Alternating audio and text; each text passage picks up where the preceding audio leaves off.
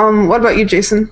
Well, for the novel I'm working on, which is my first novel that I've ever tried to write, so take everything I'm saying with a grain of salt, right?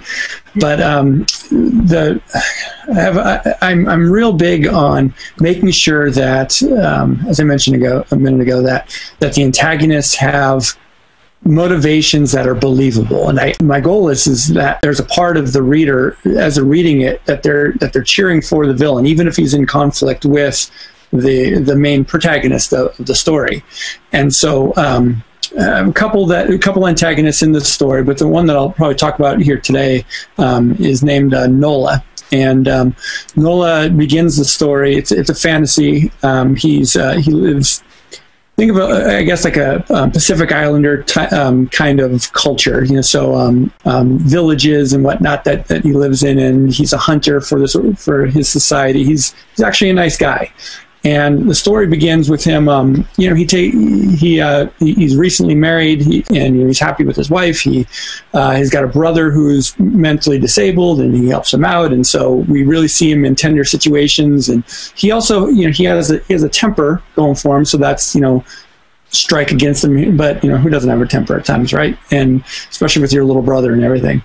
But in terms of it's the way that he ends up falling and becoming this antagonistic person is a combination of the situation he's in, which is fed by his backstory and how he was raised and stuff. He and his brother were abandoned by their mother, and they were abandoned. She was a very successful, very spoilers for anyone who actually might read my book someday. She's this high priestess, and for her own motives, she abandoned her children and basically sent them off to be raised in this little peace community, this little village. Where you find out pretty early on that he and his brother were abandoned. So anyway, his youngest brother was a baby when he was abandoned. He was maybe 6 or so when he was abandoned. So, he's got this chip on his shoulder that his mother abandoned him. He was really young at the time. At the time of the novel, he's in his 20s. So, he's kind of over it, and he's found his place in this world. But then what happens is that through the circumstances of the novel,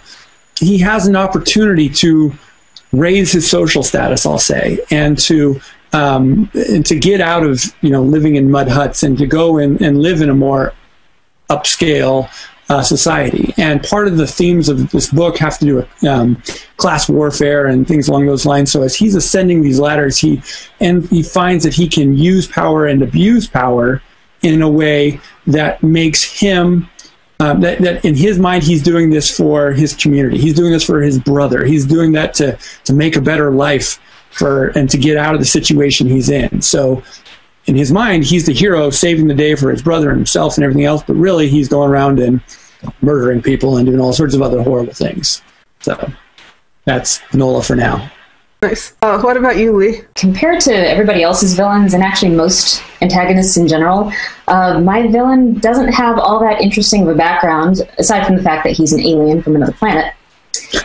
This is my novel. It's basically a first contact story, and it's also a sci-fi, semi-erotic romance novel. Not total erotica, but there's plenty of erotica in there. So my villain, his name is Jacthus, and his full title is actually Head Administrator Jacthus Tendet House. And in the first draft of my novel, he was kind of a black box, and one of my alpha readers actually described him as being a black box, because at the time he wasn't really very well formed. All that I'd really decided about him was that he didn't like humans. He's kind of rather racist against humans. He didn't like the protagonist, doesn't agree with his ideals, and didn't really want to be on the mission that he was on. And considering there's only 12 aliens who actually land on the planet, after I thought about it, I was like, okay, so if he does not believe in this mission and he does not like humans, why is this guy here? And so even though his childhood really isn't all that interesting, having to kind of fill in that backstory ended up impacting all other areas of my novel in kind of unexpected ways. So one of the first problems I had to solve was, what's my villain's motivation? Like Jason was saying, your villain has to be believable. And I didn't want to make him just straight up evil. So I decided that his motivation was money. And from that led to kind of how he got into government and their system of government. And I didn't want to make him kind of a stereotype of evil, corrupt, bureaucratic politician, because that's just way too easy. And so he's not actually corrupt the way he goes about things. He's a politician, and he comes from a very wealthy background. And that kind of came along with, okay, well, if he's motivated by money and he has his government position that's related to his wealth, which it is, then what does that say about him? And so I actually been thinking about his childhood more in preparation for this episode. But the things I'd come up with was that he was born into a wealthy family. And not just that, but their family. And I should also mention that one of the supporting characters, who's the secondary romantic storyline, is also his niece. And that developing him also helped me develop her in like really cool ways. So anyway, so they're born into a very wealthy family in this alien society. And their family in particular, they have actually been so economically successful and politically powerful for so long. It actually goes back dozens and dozens and dozens of generations back to when they essentially had an aristocracy. So their whole family, just the way it's like the family, but not in the mafia kind of way, you know what I mean? In that the children that are born are kind of raised with expectations that they're going to, go to certain schools, they're going to go into certain professions, and they're going to kind of maintain the family's wealth. And so he does that. And, he kind of follows everything he's supposed to do. He becomes a very successful businessman. He goes into business, very successful investor, has a lot of money. And then his niece actually kind of goes against that. Like, that's a big part of her background now, that she is kind of rebelling against that life. And it was kind of cool that came up after I came up with his background, because that gave her motivation to do some other things that she was already doing. So, basically his childhood, he grew up privileged.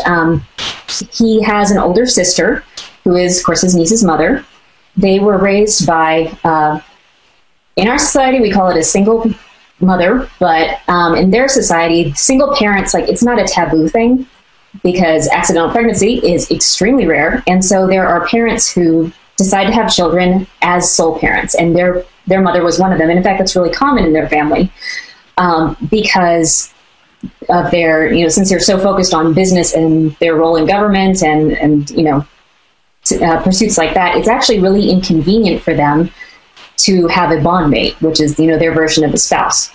And so it's kind of like everybody sort of has sort of a cold upbringing in their family, including them, or including my villain. So that's pretty much it. Not a terribly interesting background, but as I kind of fleshed him out, it really filled out the story in other ways that I didn't expect. I really like the term bondmate. It's like it's very technical. Well, with my alien species, they are naturally monogamous, and they actually mate for life. And it's a biochemical process that they quite literally become addicted to each other. Huh. So, hence the term bondmate. I like it. But it also can be kind of problematic, because when they're away from their partner for too long, they essentially get withdrawal symptoms. And so, that's why in his family, they kind of see it as inconvenient to be a bondmate, because if you have to go across, to another planet for business, and you leave your bondmate behind, and you kind of compromise yourself with, being able to focus on what you need to focus on. So, anyway. Can you bring along a vial of their pheromones or something? Yeah, you can, but it's not the same. Nice. I've had fun with that already. Yeah.